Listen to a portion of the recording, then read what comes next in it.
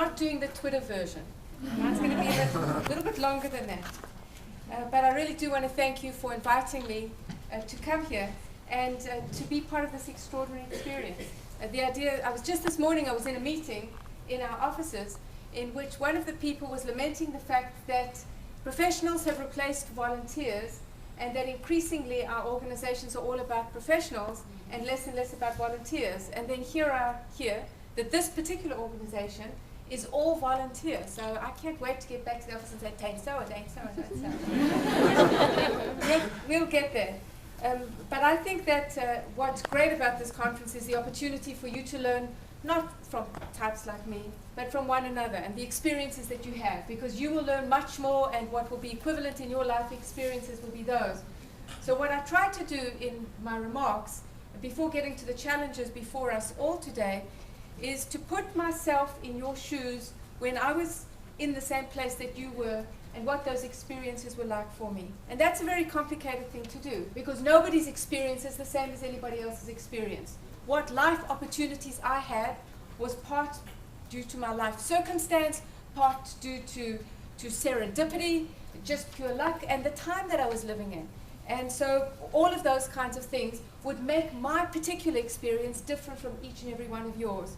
But even in saying that, I still think that sometimes there's value in hearing about somebody else's experience, because maybe from that you can extract something that will be relevant to your lives.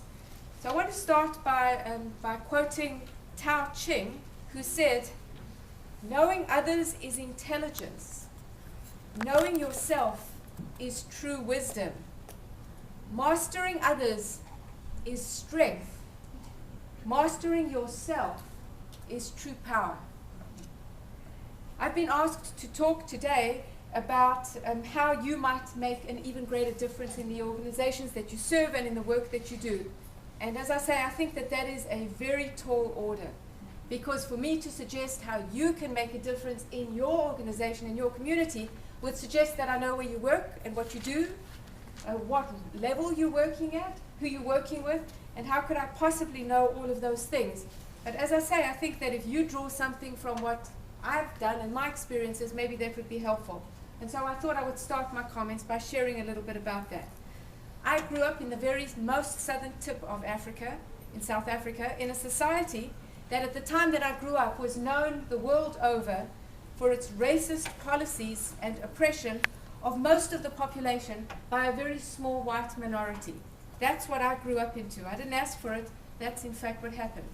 And what was interesting for me later on is learning that my father's family had fled persecution in Europe and had fled to Africa because they couldn't get in anywhere else. The legislation in the United States prevented them from coming here.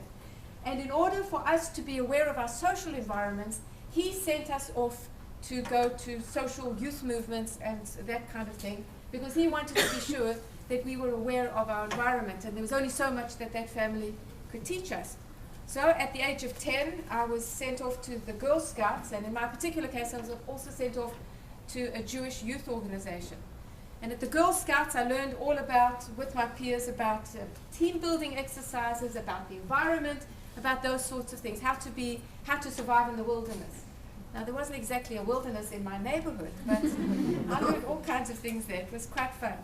Girl Scouts, though, more than that, gave me an opportunity to meet with other kids, other girls in this case, who weren't part of my school and weren't part of my social network, and whose worlds otherwise would not have intersected with mine.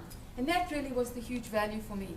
And it made me understand a much larger world than the protective environment of my particular family. The youth movement was quite a different experience, and that expanded my intellectual and my political horizons.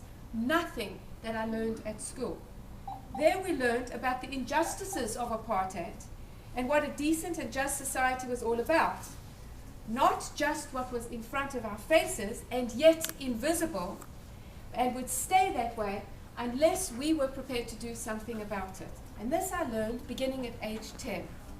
This youth movement has been like none other that in my entire life experience. It was quite an extraordinary experience. Because there were really, we were among thousands of kids, and in this youth movement, which was about 5,000 kids, there was only one adult. When I say one adult, I mean anybody over the age of 20, who for us was an adult.